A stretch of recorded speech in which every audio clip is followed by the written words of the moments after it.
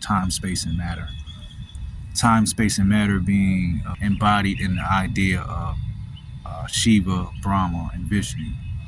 Time being Shiva. Time is always destroying everything, always breaking everything apart. Anything that's ever been constructed or created is falling apart right now.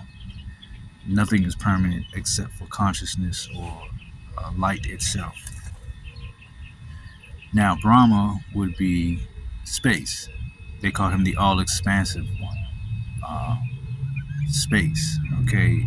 His name Brahma, even Abraham, means to expand, to take nothing and expand it into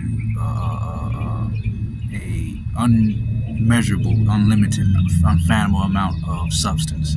It's Brahma, the creator, right? The supreme, not the supreme being, but the highest creative force in our universe. And then you have matter. That would be Vishnu. Vishnu represents the realm of evolving, taking that gross substance that was created and evolving it and giving it more complexity and more utility, more quality. So that's Vishnu, which would translate to evolution. So those three are made up of a bigger deity, the supreme, called Brahman. Not Brahma with an A, but Brahman with an N, or the Atma, which is the consciousness or soul that pervades through all three.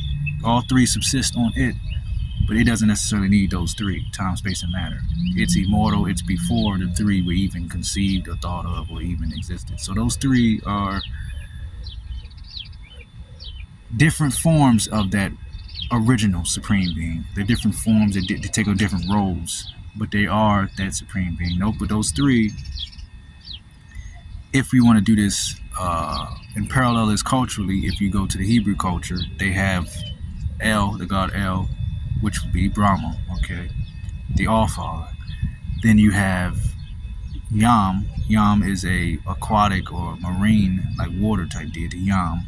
And then you have Mot, the god of death or destruction. Mot, and the god of time, that's M-O-T. So that's the Canaanite or Phoenician for the Hebrew background.